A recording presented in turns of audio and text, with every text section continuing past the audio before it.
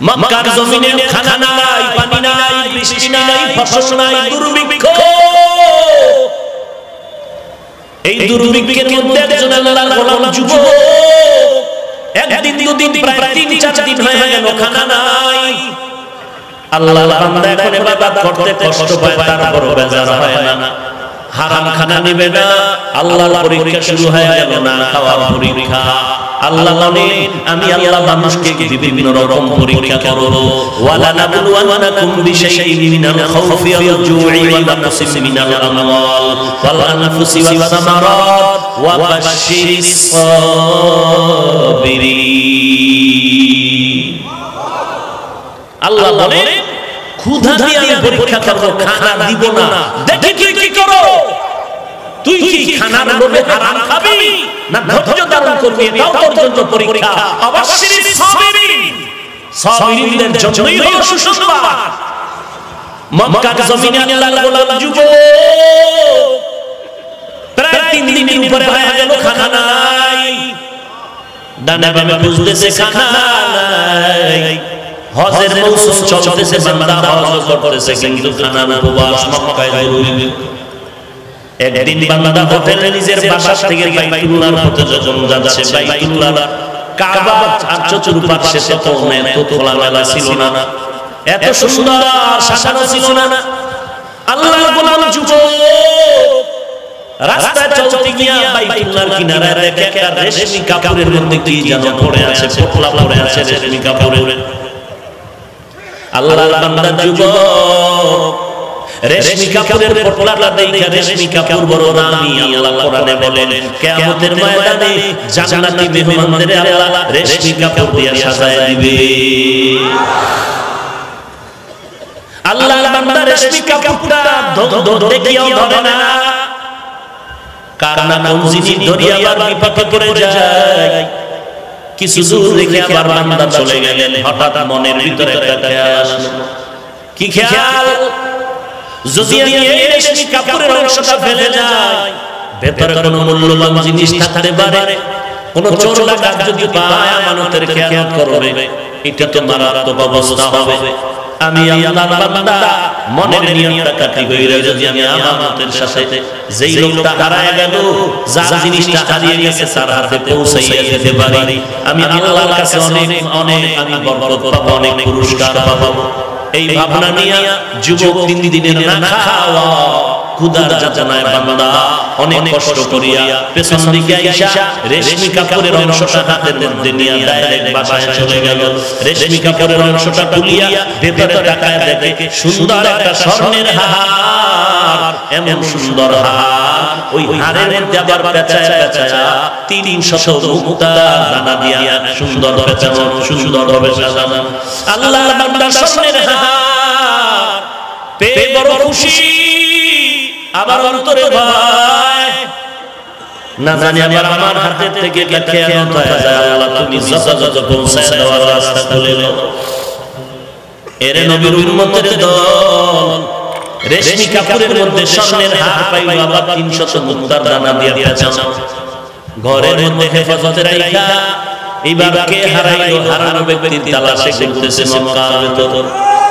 হঠাৎ করে আওয়াজ পায়, কে যেন ডাক দিয়া বলতেছে আমার একটা স্বর্ণের হার হারানো গেছে, কেউ যদি পাও আমার হাতে দেওয়া পাগড়িওয়ালা লাগিয়া বলো। আল্লাহর বান্দা যুবক পাগড়িওয়ালার কাছে গিয়ে বলে হযরত কি হারানো গেছে? বলে স্বর্ণের হার। কেমন? বলে রেশমি কাপড়ে পেঁচানো। আর কি? বলে স্বর্ণের হার, মুক্তার দানা লাগানো। বলে আমার সাথে হাতটা দেন, আমার সাথে চলেন। বুজুর্গ পাগড়িওয়ালাকে নিয়ে নিজের বাসায় চলে গেলেন। স্বর্ণের হার রেশমি কাপড় সহ তার হাতে দিলেন। কয়দিনের না খাওয়া? 3 দিনের না খাওয়া। 500 টাকা রাস্তায় পাইলে সারে না বাঙালি। এত বড় নামি বয়াইশাও আর একজনের মোবাইল চুরি করিয়া মুসলমান বাড়ি যায়। কত জায়গায় কান্নার আওয়াজ। আমার মোবাইলে এরকম 2টা গেল সমস্যা নাই, তবে দামি দামি নাম্বার গুলো আমার মারার।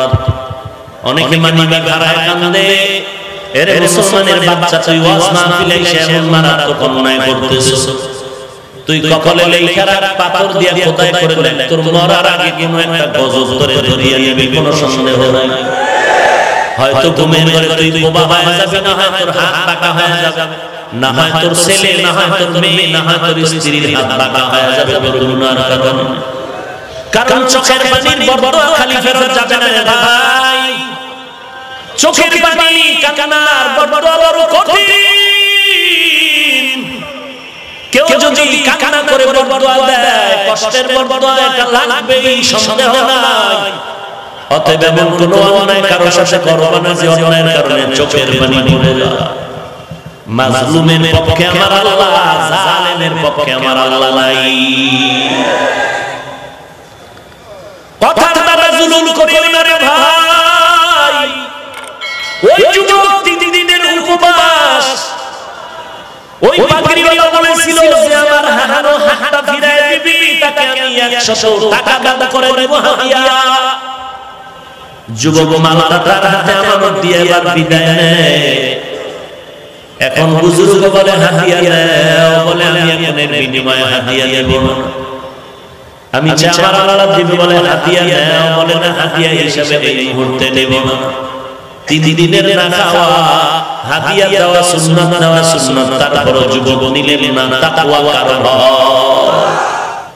বুজুর্গরে হাতটা দিয়ে চলে গেল পাগড়িওয়ালা বুজুর্গর দিলে বড় আফসোস এমন একটা সব ছেলেকে যে আমাদের হাত ফিরিয়ে দিল হাদিয়াও দিল না যুবক বাইতুল্লাহ কিনারায় এমন করে তার জন্য দোয়া করলেন শেষ হয়ে গেল যুবক কাফেলা নিয়ে বাড়িতে রওনা বিমান নাই রকেট নাই তখন তো স্টিমার নদীতে সফর নদীতে সফরে রওনা আল্লাহর কঠিন পরীক্ষা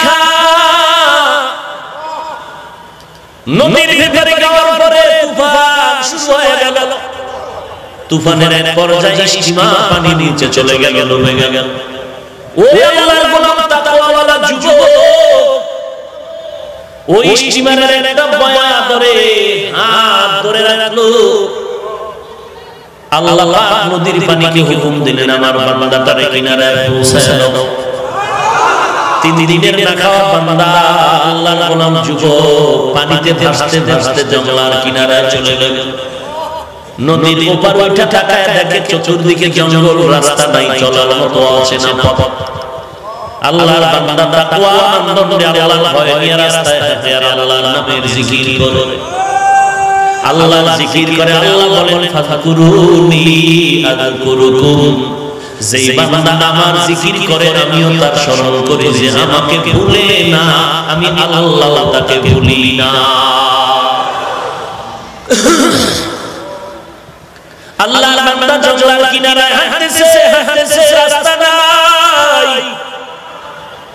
কিছু দূর গিয়ে দেখে জঙ্গলার মাঝখান দিয়ে একটা সম্পদ যুবক আল্লাহর বলল ওই পথ দিয়ে হাঁটতেছে দেখি কোথায় যাইতে পারে অচেনা পথে চলছে হেঁটে হেঁটে ভিতরে গিয়ে তাকায় দেখে আল্লাহর ঘর একটা মসজিদ দেখা যায় আল্লাহর বান্দা মসজিদে ঢুকলেন নামাজের সময় হয়ে গেল বান্দা নামাজ আদায় করলেন নামাজের পরে বান্দা বসে বসে আল্লাহর কোরআন তেলাওয়াত করে বান্দা এবার মসজিদে বসে কোরআন তেলাওয়াত করেন মনে আছে